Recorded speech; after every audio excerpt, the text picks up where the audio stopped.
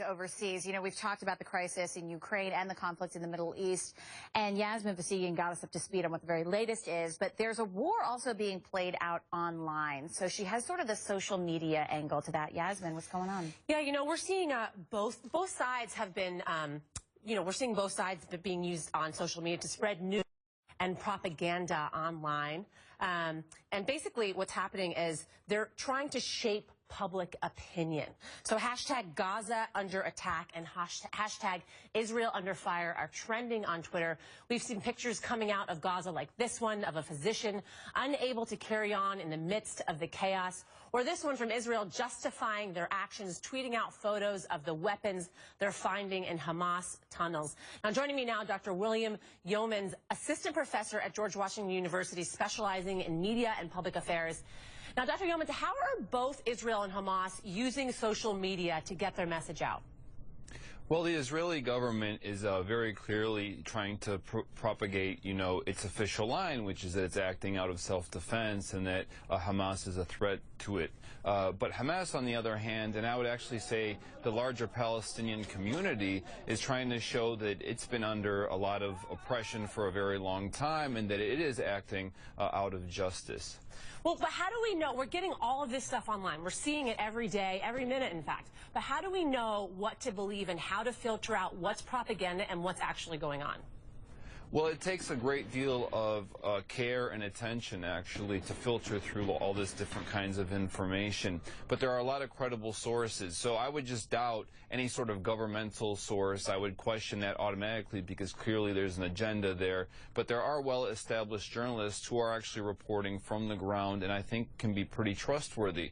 But you really want to see that there's no corrections coming to the information that you see online on social media, because if something is false, someone will try to correct it, and that's one of the good features of social media. You know what I think is actually really surprising to me is Israel actually has a 40-person team. That's what, from what I understand, they have a 40-person team dedicated to social media. So is this something new that we're seeing? Well, you have to remember that Israel is an advanced country with a very high level of income, and it's very professionalized. And so they've really been able to centralize the use of social media, which kind of goes against the basic idea of social media in some ways, because it's supposed to be for people and it's supposed to be used socially to make a relationship. Now, the Palestinians in Gaza don't really have a central authority that has a 40-person team working on it. So what we're seeing on the Palestinian side is a lot more organic, kind of from the ground up. So we're seeing images directly from people who live there, really kind of defining the Palestinian perspective. So what the great thing is about social media is that you have a very powerful side with Israel, a not so powerful side with the Palestinians, but on social media, in terms of the amount of information that's provided, it's pretty much equal in terms of the power difference. Why do you think that the Hamas side or the Palestinian side is not as powerful as what we're seeing coming out of Israel?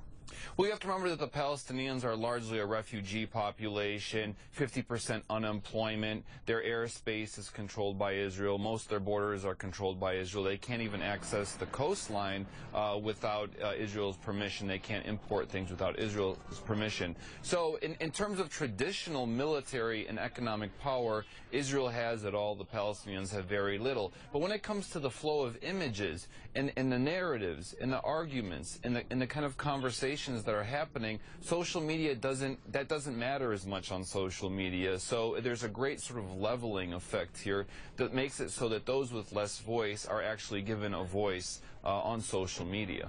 Dr. Yeomans, thank you so much for joining us. You know, Lynn, this conversation is consistently changing every single day, and we see these images coming in every day and how different these images are. And we're just trying to see what's going on from thousands and thousands of miles away. So what's so great about social media is that we see what's access to it, but we can't decipher what's real and what's not real. And it's interesting. We're going to be talking this weekend on Weekend Express about that viral campaign about Jews and Arabs being able to be together and be peaceful. So we have a great interview on that coming up this weekend. So Yasmin, thank you so much. Well, the movie